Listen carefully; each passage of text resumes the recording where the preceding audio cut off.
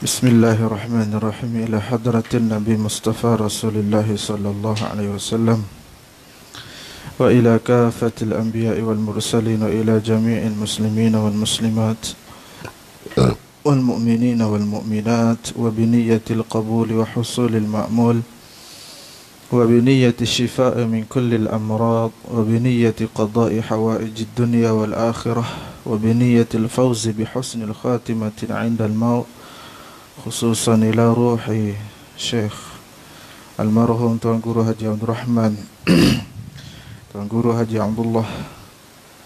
Al-Fatihah. A'udzu billahi minasyaitonir rajim. Bismillahirrahmanirrahim. Alhamdulillahi rabbil alamin arrahmanir rahim. Iyyaka na'budu wa iyyaka nasta'in. Siratal ladzina an'amta 'alaihim ghairil maghdubi 'alaihim waladdallin. Amin. Bismillahirrahmanirrahim. Alhamdulillahi rabbil alamin. Wassalatu wassalamu ala ashrafil anbiya'i wal mursalin, Sayyidina wa maulana Muhammad wa ala alihi wa sahbihi ajma'in. Rabbi shrah lana sadrana wa yassir lana umurana wahlul 'uqdatam min alsinatina yafqahu aqwalana. Bismillahi ma syaa Allah wa la quwwata illa billah. Ma syaa Allah kullu ni'matin min Allah.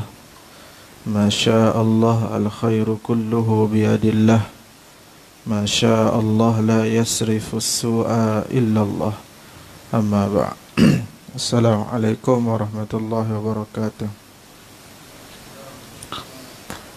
Alhamdulillah, insyaAllah kita akan meneruskan pengajian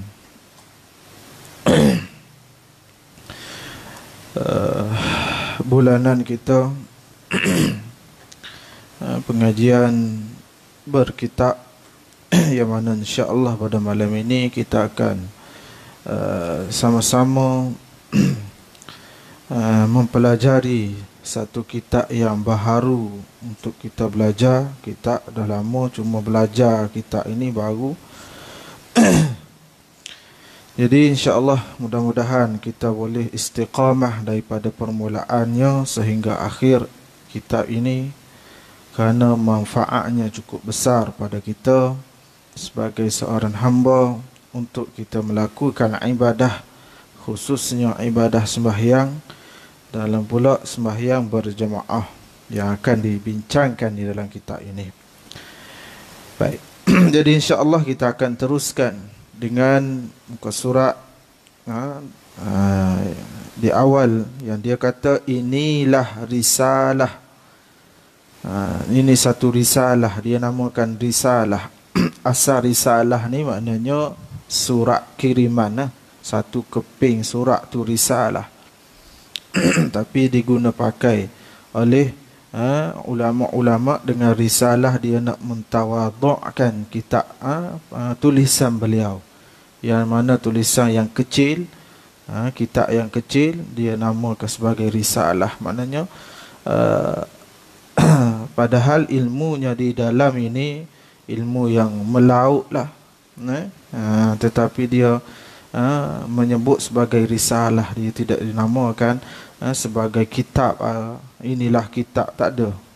Tapi kehebatan ulama dahulu dalam menulis satu-satu tulisan ini.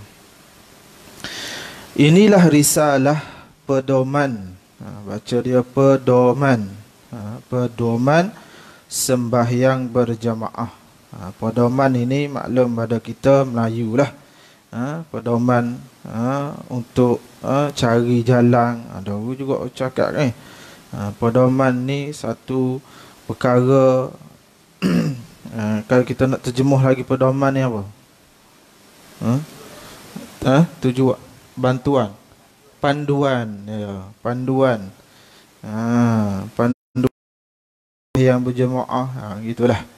Itu makna pedoman. Oleh almarhum Tuan Guru Haji Abdul Rahman, Pondok Lubuk Tapah. Pondok Lubuk Tapah. Namanya Tuan Guru pengasas Pondok Lubuk Tapah di Kelantang, Pasir Mas, Kelantang. Pondok pengasas dia nya inilah tok gurunya, ya, Haji Abdul Rahman. Yang seterusnya diganti pula oleh anaknya, iaitu Abdullah. Nama dia Haji Abdullah Abdul Rahman, yang mana saya sempat dengan Abdullah, ya. Maknanya Abdul Rahman ni saya tak sempat. Dia ni lama dah. Tuan Guru Haji Abdullah Lubuk Tapah, saya sempat. Saya pernah berjumpa dengan dia di dalam rumah beliau masa tu. Dan semasa dia sakit, sempat pergi ziarah dia. Antara Haji Abdullah ni, dia seangkatan dengan Tuan Guru Abdul Aziz Nikmat, Menteri Besar Kelantan dulu. Itu di antaranya seangkatan dia lah. Jadi sekarangnya Pondok Lubuk Tapah itu diasaskan oleh yang menjadi gurunya sekarang anak dia lah. Anak dia, iaitu Dr. Luqman, sebagaimana yang saya maklum hari itu. Dan mufti wilayah sekarang, iaitunya Dr. Luqman. Itulah anak kepada Abdullah dan cucu kepada Haji Abdul Rahman ni, tuan kita. Maknanya ni cucu kepada Tuan Guru Abdul Rahman ini, cucu dianya sekarang iaitu Dr. Luqman, mufti wilayah sekarang.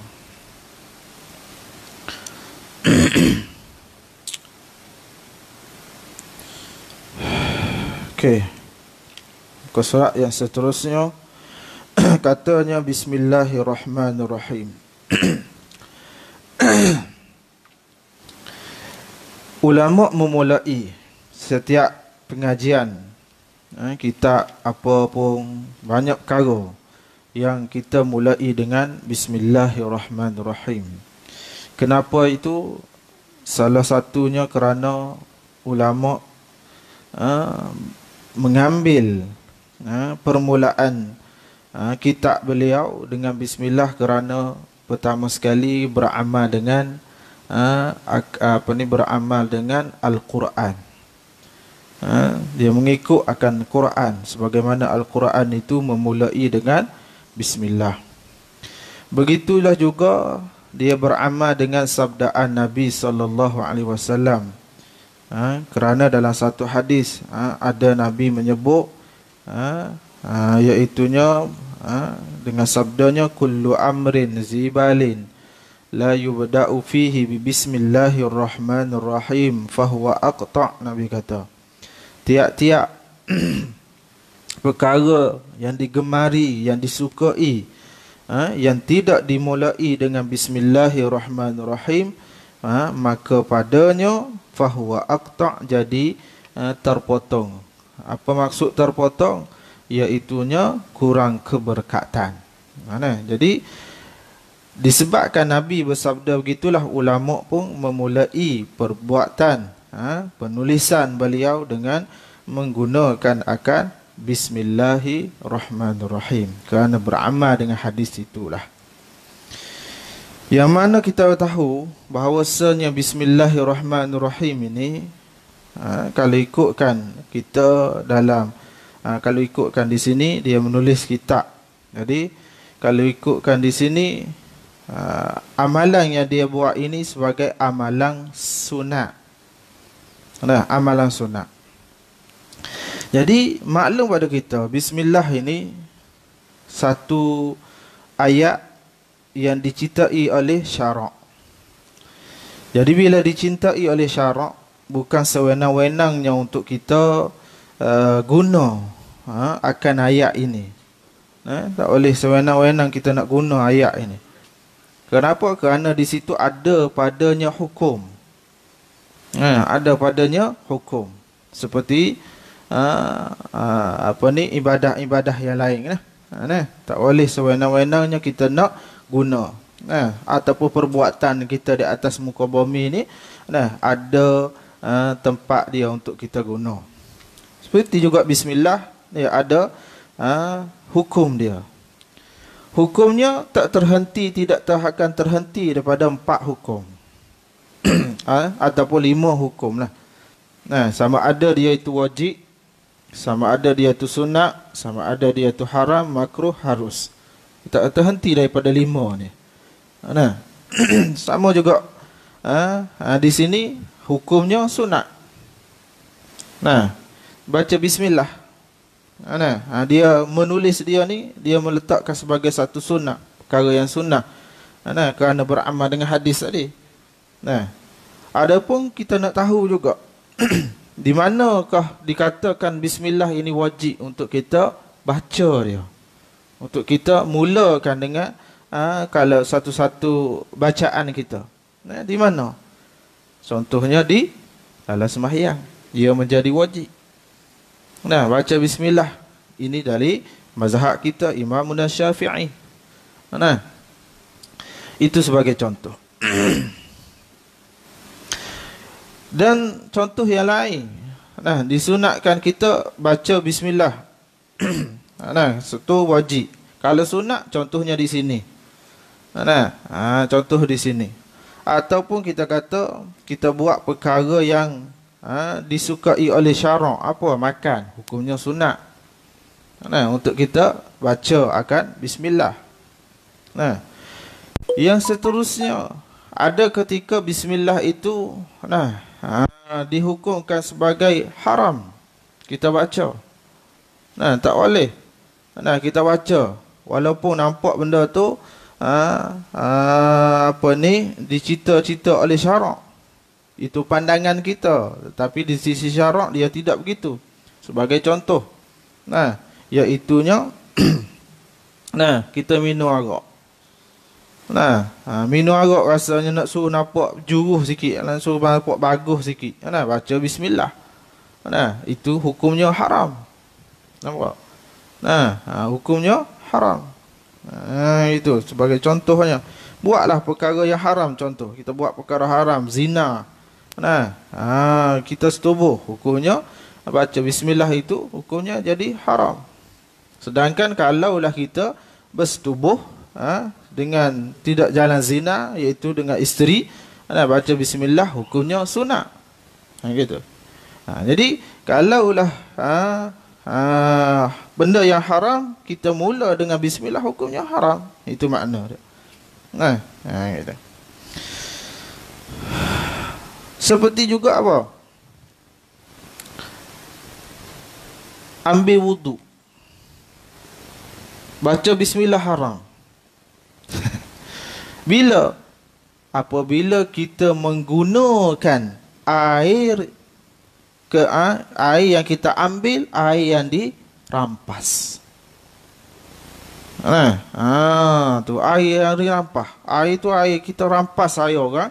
Kita ambil berwudu, kita baca bismillah. Hukumnya apa? Haram hukum. Apa ni? Haram hukumnya. Itu contoh tu. Kita buat perkara yang baik tu antaranya. Buat perkara baik. Lepas tu kita guna akan perkara tu, akan air, contohnya air di sini, air yang dirampas. Lepas tu kita baca bismillah. Hukumnya haram perbuatan tu. Lepas tu sah ke? Sah. Cukup syarat, tak ada masalah. Ia tak ada kait. Nak ambil wuduk lah. Nak ambil wuduk ni mesti kena air yang tidak haram, tak kait situ. Asalkan air cukup lah. Cuma haram disebabkan kita perbuatan kita rampas tu. Lepas tu guna air yang rampas tu, kita baca bismillah, itu haram pula di situ. Tu beza dia situ.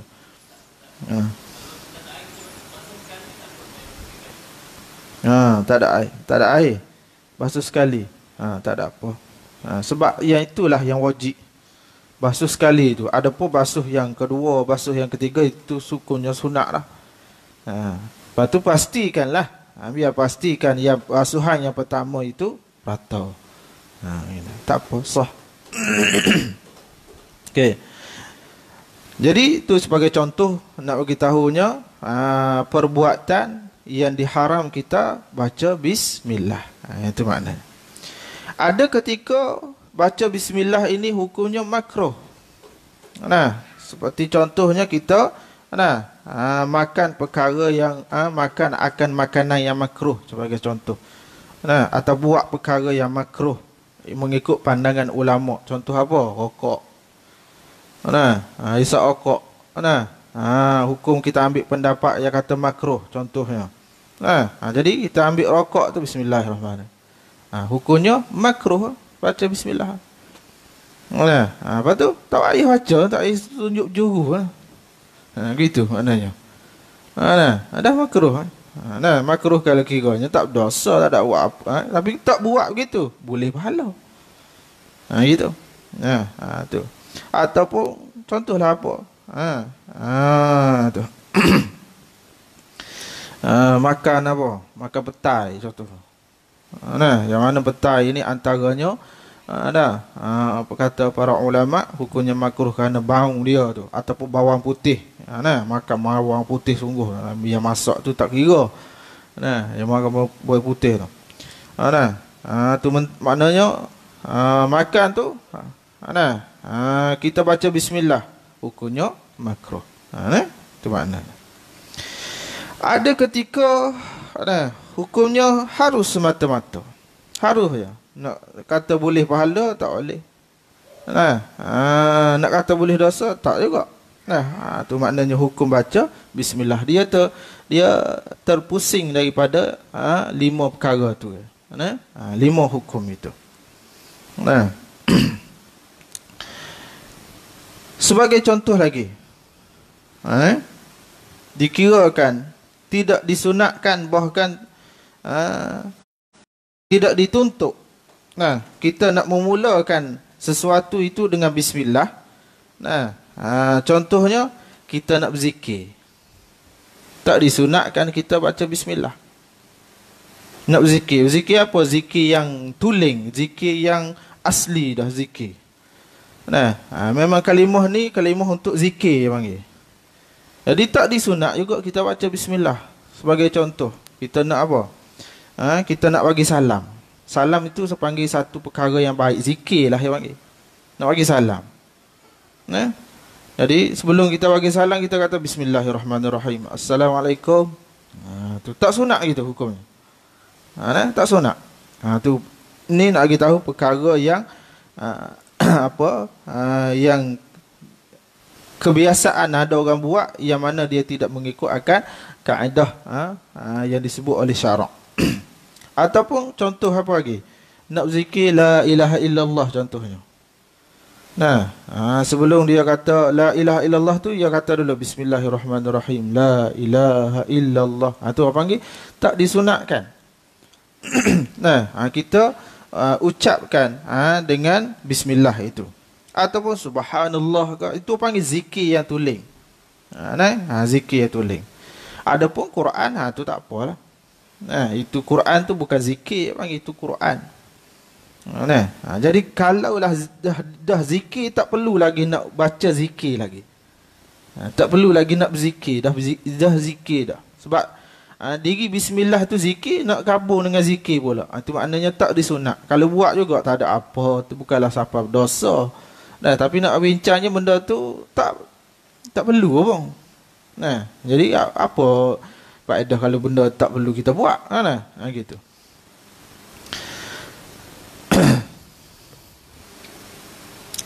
Tak dituntut juga seperti apa lagi? Khutbah. Khutbah. Tak kira lah khutbah Jumaat ke, khutbah hari raya ke. Tak sunat. Bismillahirrahmanirrahim. Alhamdulillahil qail. Contohnya. Nah, tak sunat. Tak sunat. Khutbah hari raya begitu juga. Nah, yang sunat khutbah hari raya ni apa dia? Takbir. Nah, takbir dalam khutbah tu Allahu Akbar, Allahu Akbar. Nah, kalau khutbah yang pertama 9 kali, khutbah yang kedua 7 kali. Nah, yang tu sunat. Tak sunat. Bismillahirrahmanirrahim. Alhamdulillahilladzi hadana li hadza. Tak sunat. Tu contoh yang panggil zikir ataupun perkara yang berkait dengan hukum syarak ni. Nah, tak sunat. Sama juga apa? Azan. Tak sunat juga azan. Tak sunat juga kata Bismillahirrahmanirrahim. Allahu Akbar, Allahu Akbar. Tak sunat. Tak sunat, tak dituntut. Ataupun duk baca ayat-ayat sekarang kan. Macam-macam. Ayat duk baca innas salata sebelum nak azan tu macam-macam kan duk baca. Betul tak je? Ramai gitu kan? Tu apa ni perbuatan itu kalaulah benda tu disunat di mana ambil hukumnya?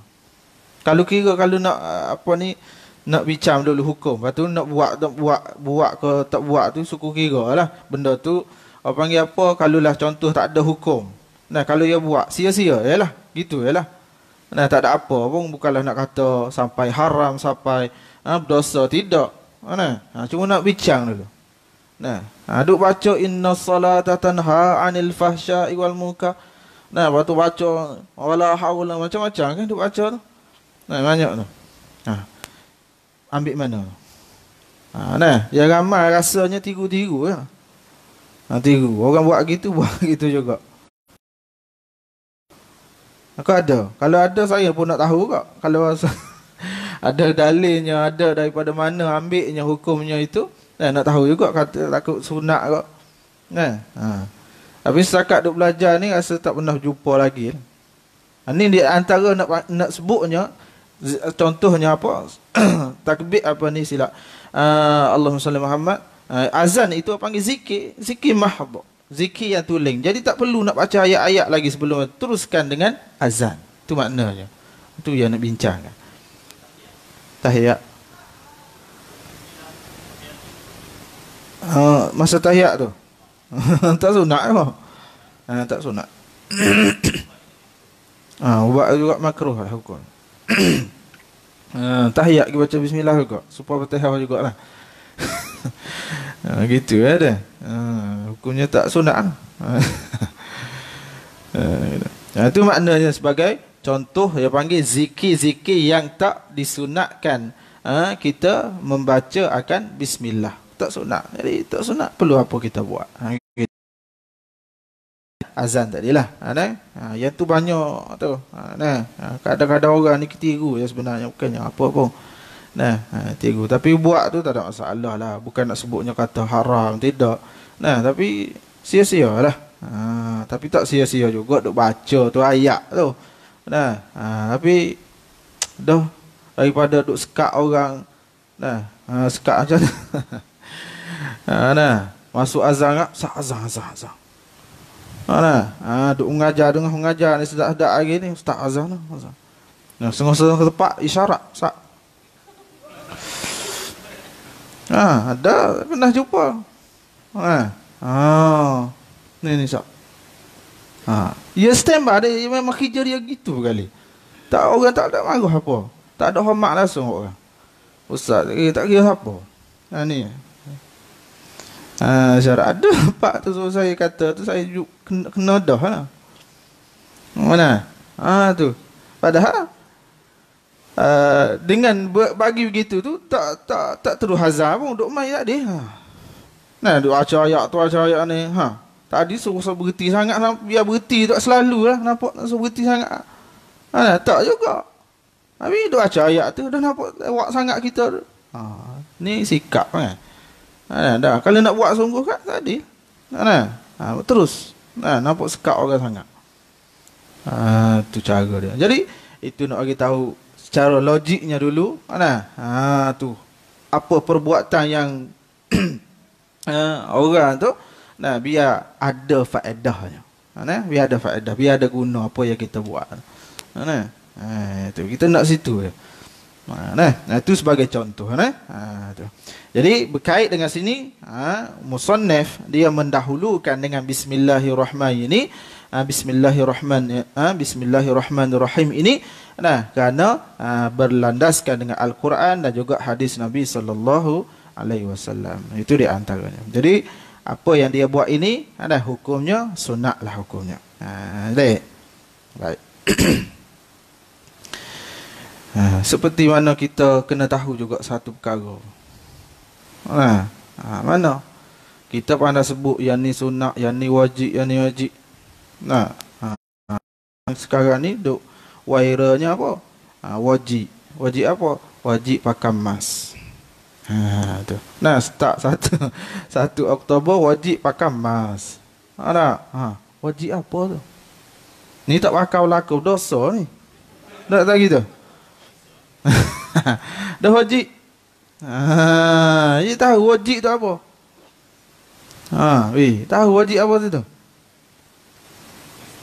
Mesti. Bukan wajib syar'i. Wajib apa?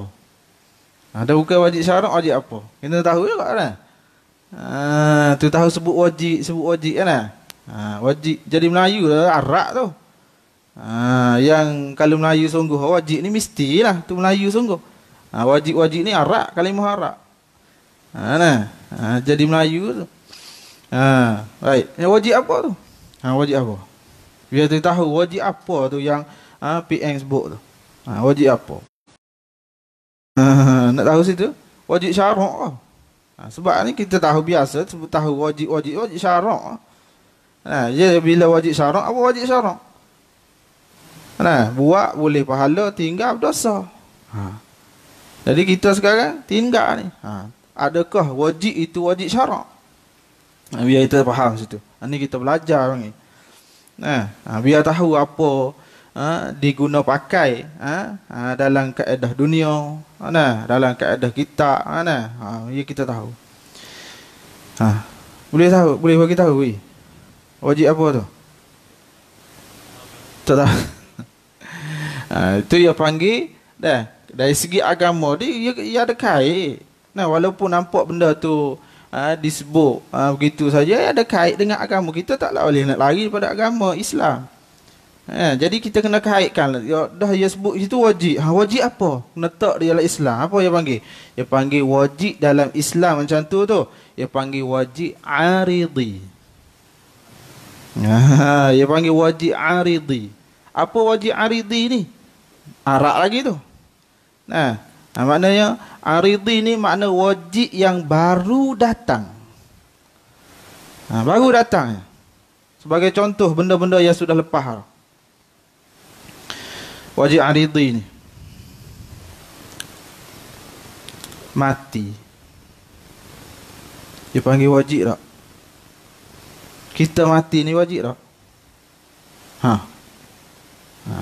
Wajib tak kita mati? Wajib. Lepas tu tak mati lagi dosa ni. Itu nak faham wajib tu. Kata wajib tak mati, wajib mati kita. Faham bila? Tak tahu lagi. Cuma hukumnya mati tu apa? Wajib. Ni dia panggil wajib aridi. Mati tu wajib aridi. Dia tahu situ. Apa wajib aridi? Wajib yang baru datang. Lepas tu benda tu gitu je lah. Biar kita tahu dalam agama dia panggil wajib ni wajib aridi. Tak ada apa pun. Jadi kalau tak pakai mask tak ada apa pun. Jangan takut. Kalau dia sambang, apa kenapa nak sambang? Syarak tak ada apa. Cuma yang sama tu wajib tu atas perintah dia. Lepas tu di atas sebab-sebab yang lain. Munasabah dia nak sambang. Kalau tak ada sebab yang lain tak boleh juga walaupun wajib. Walaupun benda tu wajib. Tapi biar munasabah. Sebab wajib aridi ni. Dah nak tak boleh nak letak. Dia panggil tak boleh nak letak sebagai satu benda yang mesti qat'i, tidak. Wajib aridhi. Bila-bila tak kira. Contoh mati dia. Kita panggil mati tu wajib, ya, wajib. Tu yang keyakinan kita sebagai orang Islam, wajib hukum mati ni, hukumnya wajib. Gitu. Itu sebagai contoh benda yang sudah lepas.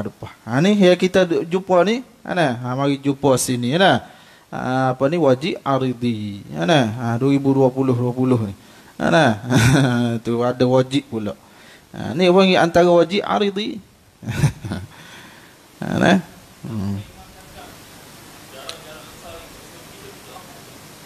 Imam cakap.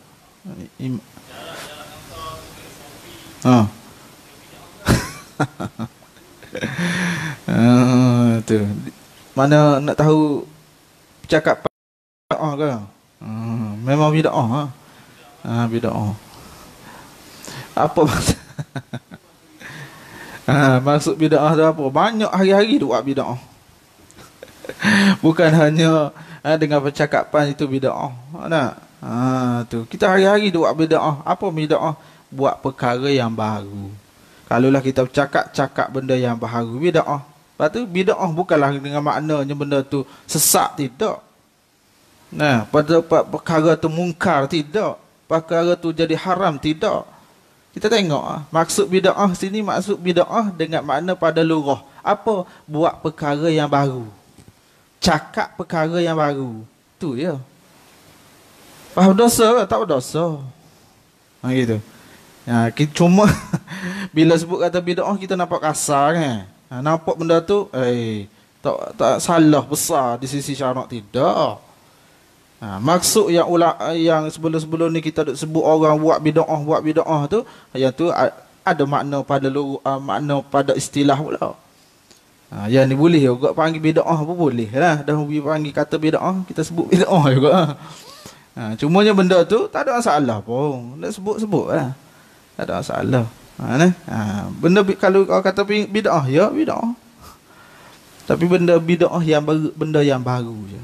Baru cakap. Tu yang saya kata tadi, hari-hari kita buat bid'ah. Hari-hari keluar benda yang bid'ah.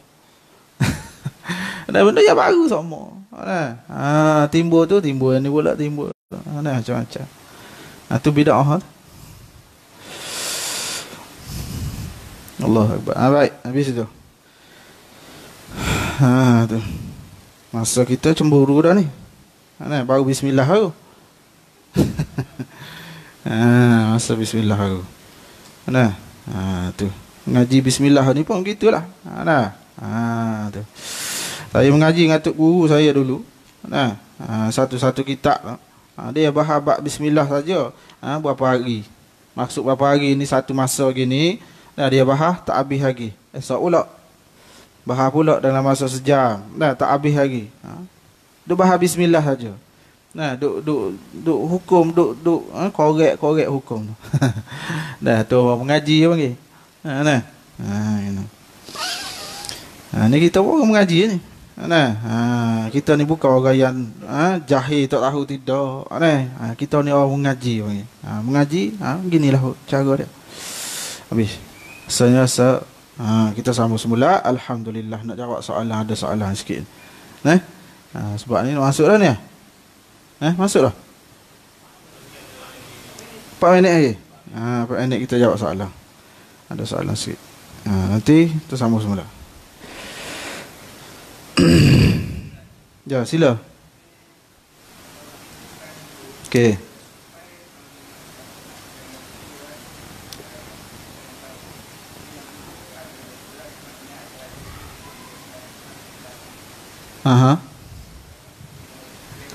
Terlewat subuh, masa subuh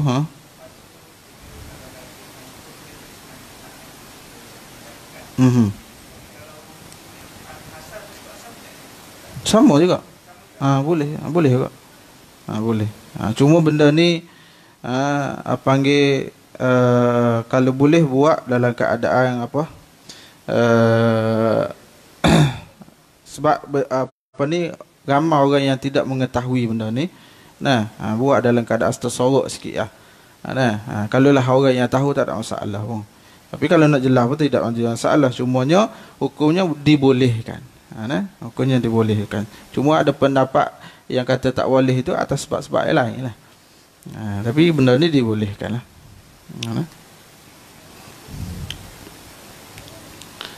Baik, soalan yang pertama. Tak nampak. Tak nampak. Bukanlah dari Al-Quran, adalah wajib macam tahiyat. Tahiyat bukanlah dari Al-Quran. Adakah wajib membaca dengan tajwid yang betul?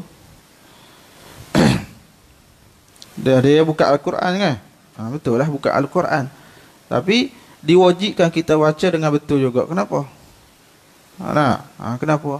Kerana itu perkara yang wajib. Perkara yang wajib. Contoh apa lagi? Salam. Itu bukan daripada Al-Quran. Tapi kerana dia itu wajib, bila benda yang wajib kena menepati akan seperti mana Al-Quran. Gitu. Pertama, perlukah niat dengan menyebut qabliyah ba'diyah dalam solat sunat tersebut? Okey, kalaulah sembahyang sunat yang ada qabliyah ba'diyah, hukumnya kena wajib niat akan qabliyah ataupun ba'diyah. Adapun sembahyang sunat yang tak ada qabliyah, tak ada ba'diyah, tak sunat. Tak payah sebut. Aku sembahyang subuh sudah cukup. Aku sembahyang subuh. Tak sebut. Orang sunat pun tak apa, tak sebut. Adapun yang ada ba'diyah, qabliyah kena sebut. Aku sembahyang aku sembahyang zuhur ba'diyah. Aku sembahyang zuhur qabliyah. Gitu.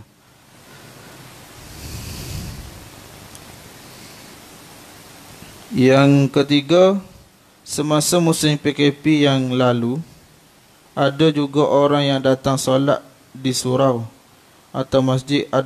Adakah orang ini dikira sebagai tinggi imamnya datang solat walaupun dilarang?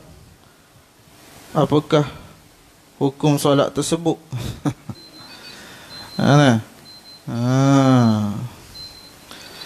Baik. Tadi ngaji awak ni. Yang larang dengan jalan bukan jalan haram. Haram. Kalaulah tadi benda yang wajib. Wajib aridi. Kalau benda yang kata larang pergi, larang itu maknanya haram lah. Kalau kita agak haram, jadi nak sebut haram tu kasar-kasar sikit. Cuma dilarang pergi. Masa gini. Dilarang pergi itu dengan makna apa? Dilarang pergi itu dengan makna haram yang aridi juga. Baru datang. Jadi benda tu kalau menyalahi, tak ada masalah. Tidak boleh dikatakan sebagai orang itu melanggarkan hukum syarak, tidak. Hanya melanggarkan perintah daripada ulul amri. Jadi melanggar perintah ulul amri, pada masalah ini kalau tidak memudaratkan kita, tidak ada masalah. Yang menjadi masalah kalaulah memudaratkan. Solat tak ada masalah apa. Jadi nak menunjukkan kata iman dia kuat tu tidak juga. Tidak juga. Tu. Tapi dia buat itu atas dasar mungkin kerajinan dia dan sebagainya. Itu ya. Apakah sesak solat seseorang itu jika ada keraguan pada imam? Lagi akan datang kita bincang juga dalam kitab ni. Syarat sah qudwah, syarat sah kita mengikut iman, kita kena pastikan, kita kena yakin bahawa imam yang kita nak imamkan dia ni sah. Kalaulah kita main ragu-ragu, yang tu boleh menyebabkan tidak sah kita ikut. Kita kena yakin yang kita nak ikut tu, mestilah imam yang sah. Itu cara dia. Lagi akan datang kita bincang juga. Wallahu a'lam. Ada lagi? Tak boleh ni lama-lama. Kena tangkap. Tak ada? Sila.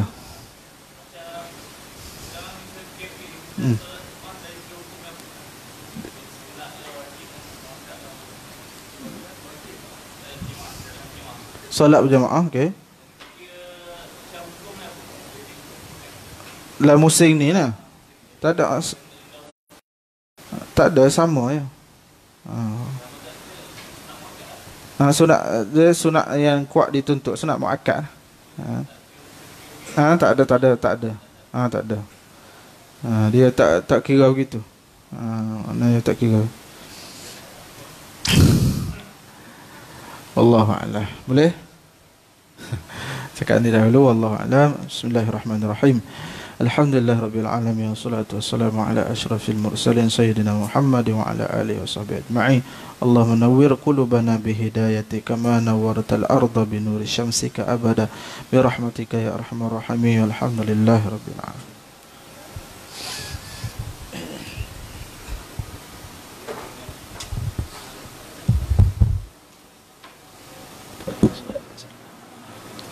Bismillahirrahmanirrahim. Allahu akbar.